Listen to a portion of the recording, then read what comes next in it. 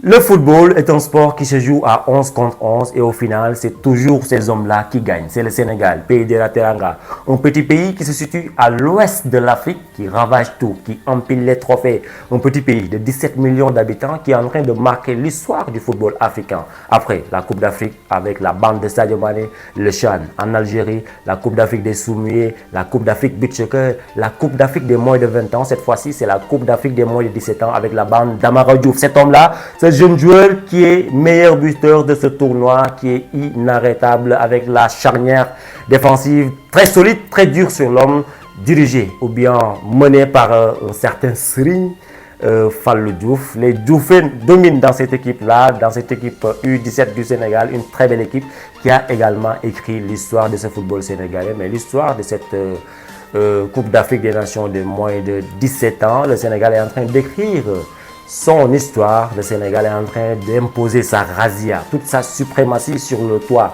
africain. 17 millions d'habitants, c'est pas trop, c'est pas beaucoup. En tout cas, les trophées commencent à devenir énormes, commencent à être beaucoup. On va prendre quelques trophées, on va les amener à la Gambie, nos pays frères, ou bien le Mali pour les laisser là-bas parce que voilà, ça commence à être beaucoup. Ça commence à être beaucoup. Le Sénégal a réalisé alors le rêve d'un grand chelem. En un temps record, en 2 ans et demi, on a tout ravagé, on a tout remporté sous le toit africain. Qui arrêtera le Sénégal? Cette saison, rien ne va pour le grand Bayern Munich à l'Allianz Arena. Les Bavarois se sont inclinés devant Leipzig hier, samedi, 2-1. C'est une défaite qui vient au mauvais moment. Regardez-les, Müller, Moussiala, Gnabry, Leroy Sané, tous dépités, découragés parce qu'ils le savent. Qu'ils savent que ce n'était pas un match à perdre parce qu'il y avait Dortmund qui était tout près. Actuellement, à ce dimanche, Dortmund est devant. Tout à l'heure, ils ont battu Augsbourg 3-0 à l'extérieur. Ça leur reste un seul match, une seule rencontre.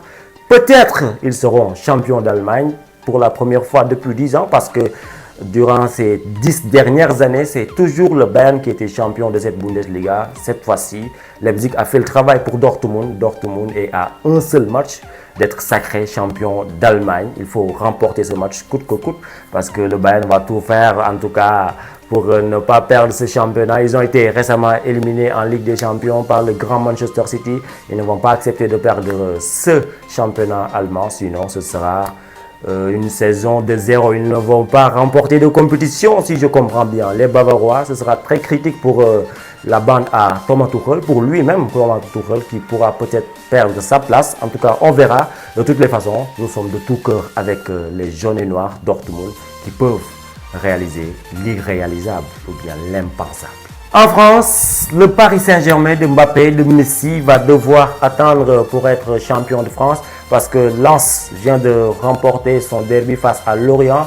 3-1 après avoir été mené 1-0. Ils ont créé la remontada. Quel mental ils ont, le club de Racing Club de Lens, cette équipe de Racing Club de Lens avec les Fofana, avec les joueurs comme Sotoka, etc.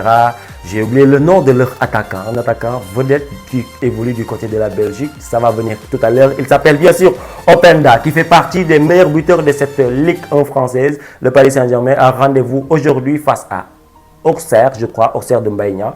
Maintenant, même s'ils remporteront ce match, ils ne seront pas encore champions parce qu'actuellement, il y a une différence de 3 points entre le Paris Saint-Germain premier et le Racing Club de Lens troisième. Cette fin de saison sera également plein de suspense dans cette Ligue 1 française-là.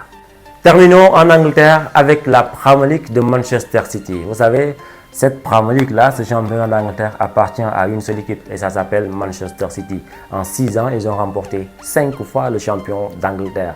Manchester City qui également impose toute sa domination, sa razzia, sa suprématie sur ce championnat d'Angleterre. C'est juste incroyable avec les hommes de Pep Guardiola qui ont fait cela suite à cette défaite d'Arsenal à Forest, à Nottingham Forest, l'équipe de Cheikhou Kouyaté, un Sénégalais, l'équipe d'un autre Sénégalais qui s'appelle Moussa Niakhaté. Alors Manchester City, qui arrêtera cette belle équipe-là?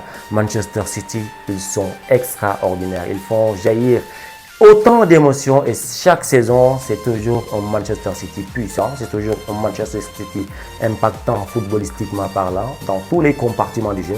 Manchester City, c'est une équipe complète. Alors, parlons d'un certain Erling Haaland. Haaland, pour sa première saison en Angleterre, il est meilleur buteur du championnat d'Anglais. Il est le recordman de nombre de buts inscrits lors d'une saison en Premier League, en championnat. Il est le meilleur buteur actuellement en Ligue des Champions. Il a remporté le championnat, la Premier League avec Manchester City. Il est finaliste de la Ligue des Champions avec Manchester City.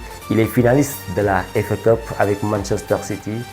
Haaland, qui arrêtera cet homme? Maintenant, la question que j'aimerais vous poser, chers amis, est de savoir, est-ce que cet homme, avec son palmarès extraordinaire, ne mériterait pas de remporter le fameux Ballon d'Or?